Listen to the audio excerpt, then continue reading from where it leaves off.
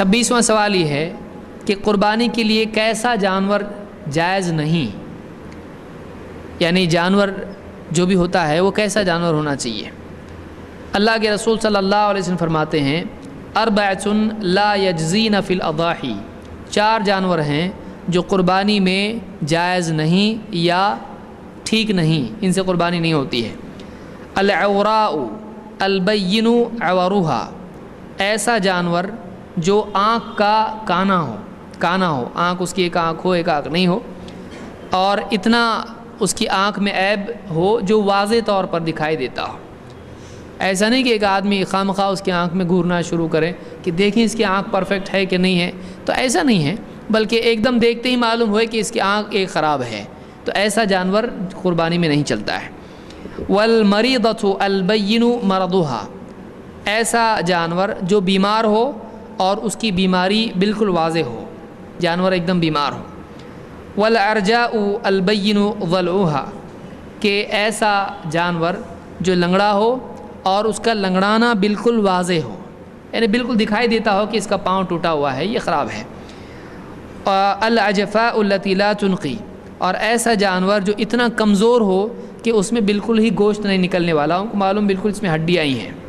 تو ایسا جانور بھی قربانی کے لیے نہیں چلتا ہے، جس کی ہڈی میں گودائی نہ ہو، بالکل کمزور جانور ہو۔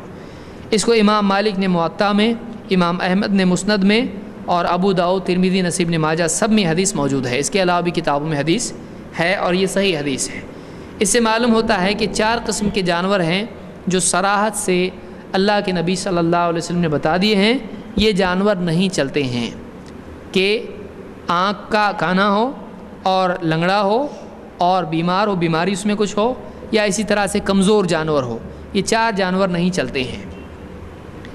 یہاں سوال یہ ہے کہ کیا کان کٹا ہوا جانور چلتا ہے، جس کے کان میں عیب ہو یا سینگ میں عیب ہو، کیا ایسے جانور چلتے ہیں؟ اس سلسلے میں حدیث اللہ کے نبی صلی اللہ علیہ وسلم کی ہے، علی فرماتے ہیں امرنا رسول اللہ صلی اللہ علیہ وسلم ان نستشرف العین والاذن، ہمیں اللہ کے نبی صلی اللہ علیہ وسلم نے حکم دیا کہ ہم جانور کی آنکھیں اور اس کے کان اچھی طرح سے دیکھ لیں۔ اس کو امام النسائی اور ابن ماجہ نے روایت کیا ہے، اور یہ حدیث حسن صحیح ہے۔ لیکن اس حدیث میں یہ نہیں ہے کہ اگر جانور کے کان میں کوئی عیب ہو تو وہ قربانی کے لیے نہیں چلتا ہے، اس طرح کی کوئی حدیث صحیح موجود نہیں ہے۔ اسی لیے شیخ عثیمین اس سلسلے میں کہتے ہیں وَأَمَّا مَا يَتَعَلَّقُ بِمَقْطُوعَةِ الْأُذُنِ وَمَقْطُوعَةِ الْقَرْنِ، جہاں تک کہ ایسا جانور جس کے کان میں یا سینگ میں عیب ہو، کان کٹا ہوا ہو یا سینگ ٹوٹا ہوا ہو، فَالصَّحِيحُ أَنَّهَا جَائِزَةٌ مُجْزِئَةٌ لَكِنَّهَا مَكْرُوهَةٌ، اس کے بارے میں صحیح بات یہی ہے کہ ایسا جانور قربانی میں چلتا ہے جس کا سینگ ٹوٹا ہوا ہو، کان کٹا ہوا ہو، کان میں سوراخ وغیرہ ہو، ایسا جانور قربانی میں جائز ہے،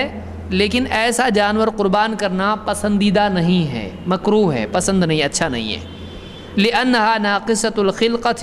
وَقَدْ أَمَرَ النَّبِيُّ صلی اللہ علیہ وسلم أَن نَسْتَشْرِفَ الْعَيْنَ وَالْأُذُنَ، ایسا جانور ذبح کرنا مکروہ ہے، اس لیے کہ یہ بناوٹ کے اعتبار سے ناقص جانور ہے، اور اللہ کے نبی صلی اللہ علیہ وسلم نے ہم کو حکم دیا ہے کہ ہم جانور کی آنکھیں اور کان اچھی طرح سے دیکھ لیں، ای ان نطلب شرفہما وکمالہما، کہ کان کے اعتبار سے اور آنکھ کے اعتبار سے بہتر جانور ہونا چاہیے، خراب نہیں ہونا چاہیے۔ لیکن اگر اس کے کانوں میں کوئی عیب ہو تو قربانی میں وہ چل تو جائے گا لیکن ٹھیک نہیں ہے۔ یہ مجموع الفتاوی میں جلد نمبر 25 صفحہ نمبر 40 پر شیخ عثیمین نے بات کہی ہے۔